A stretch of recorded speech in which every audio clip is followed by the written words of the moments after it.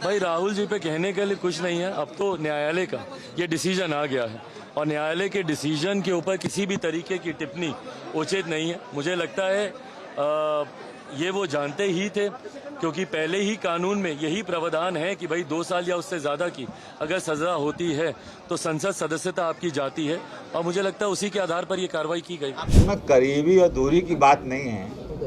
इसमें बात यह है कि ये भारत में संविधान और कानून के लिए सबके लिए बराबर है और ये एक न्यायिक प्रक्रिया के अधीन हुआ है और न्यायिक प्रक्रिया के अधीन सभी लोग आते हैं।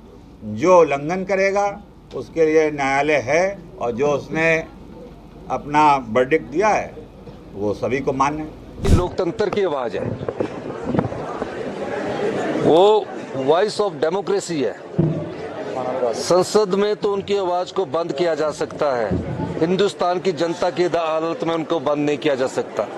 ये कैसा फैसला है जिसमें 24 घंटे में उनकी संसद सदस्यता रद्द कर दी गई। कांग्रेस पार्टी इसका विरोध करती है और कांग्रेस पार्टी आने वाले समय में इस पर एजिटेशन भी करेगी।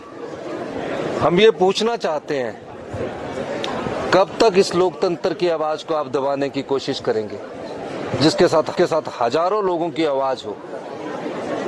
कन्याकुमारी से कश्मीर तक की जब से उन्होंने अपनी पैदल यात्रा की है, लोगों का हजूम उमड़ा, उससे घबराकर 2024 में किसी तरह राहुल गांधी जी जो जनता की आवाज बनते जा रहे थे उसको जिस प्रकार से रोकने की कोशिश की है, पूरे हिमाचल प्रदेश की कांग्रेस पार्टी उसका विरोध करती है। अगर लोकतंत्र की आवाज को बचाना है तो पूरे हिंदुस्तान के राजनीतिक दल उनको इकट्ठा होना पड़ेगा, उनको एक विचारधारा के साथ, एक विचार के साथ आगे बढ़ना पड़ेगा।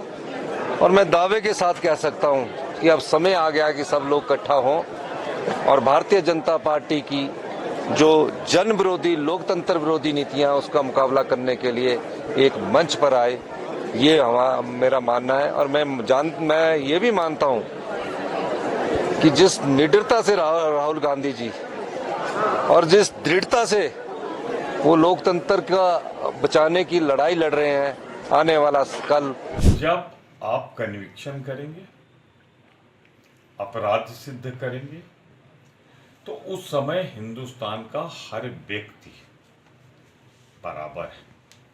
लेकिन जब आप सजा देंगे, सेंटेंस देंगे, तो उस समय उस व्यक्ति का चाल चलन, उसकी पृष्ठभूमि, उसका व्यवसाय और उसकी पारिवारिक सामाजिक पृष्ठभूमि भी देखी जानी चाहिए। मेरे ख्याल से कुछ बोलने के पहले पढ़ लेना चाहिए सीआरपीसी का 248। सेंटेंस जब दिया जाता है तो ये सब कुछ देख कर ही, सिर्फ इसी केस में नहीं, किसी भी केस में, और इसीलिए अलग से बहस होती है।